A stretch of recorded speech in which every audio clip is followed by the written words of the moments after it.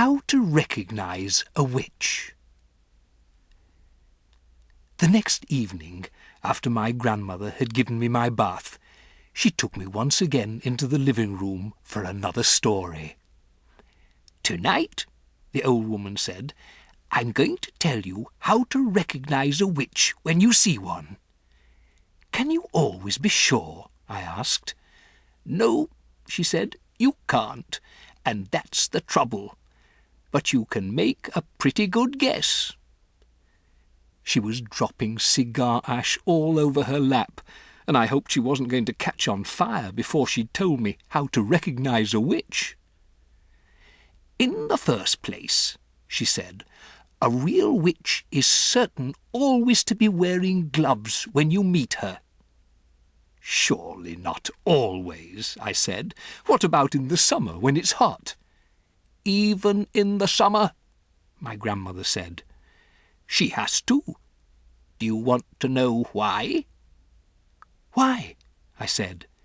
"Because she doesn't have fingernails. Instead of fingernails, she has thin, curvy claws like a cat, and she wears the gloves to hide them. Mind you, lots of very respectable women wear gloves, especially in winter, so this doesn't help you very much." "Mamma used to wear gloves," I said. "Not in the house," my grandmother said. "Witches wear gloves even in the house. They only take them off when they go to bed." "How do you know all this, Grandmamma?" "Don't interrupt," she said. "Just take it all in. The second thing to remember is that a real witch is always bald." "Bald?" I said. "Bald as a boiled egg," my grandmother said. I was shocked. There was something indecent about a bald woman. "Why are they bald, Grandmamma?" "Don't ask me why," she snapped, "but you can take it from me that not a single hair grows on a witch's head." "How horrid!" "Disgusting," my grandmother said. "If she's bald, she'll be easy to spot," I said. "Not at all," my grandmother said. "A real witch always wears a wig to hide her baldness. She wears a first-class wig, and it's almost impossible to tell a really first-class wig from ordinary hair unless you give it a pull to see if it comes off."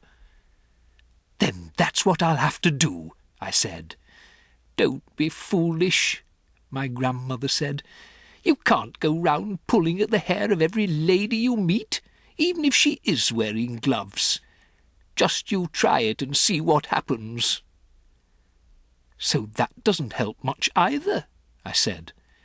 "None of these things is any good on its own," my grandmother said. "It's only when you put them all together that they begin to make a little sense. Mind you," my grandmother went on, "these wigs do cause a rather serious problem for witches." "What problem, Grandmamma?" "They make the scalp itch most terribly," she said.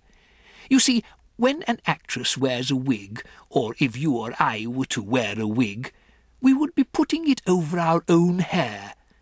But a witch has to put it straight onto her naked scalp, and the underneath of a wig is always very rough and scratchy. It sets up a frightful itch on the bald skin.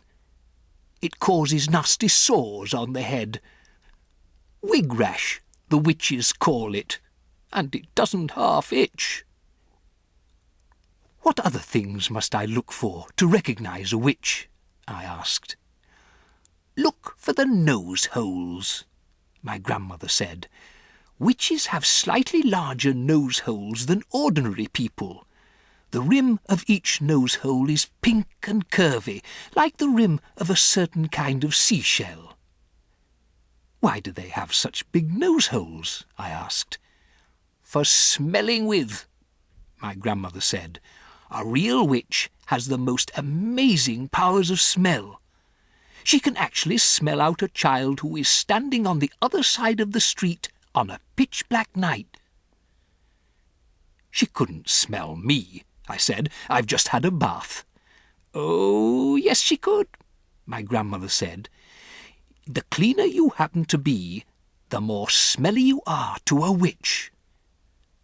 That can't be true, I said. An absolutely clean child gives off the most ghastly stench to a witch, my grandmother said. The dirtier you are, the less you smell. But that doesn't make sense, Grandmamma. Oh, yes, it does, my grandmother said. It isn't the dirt that the witch is smelling. It is you. The smell that drives a witch mad actually comes right out of your own skin. It comes oozing out of your skin in waves, and these waves, stink waves the witches call them, go floating through the air and hit the witch right smack in her nostrils. They send her reeling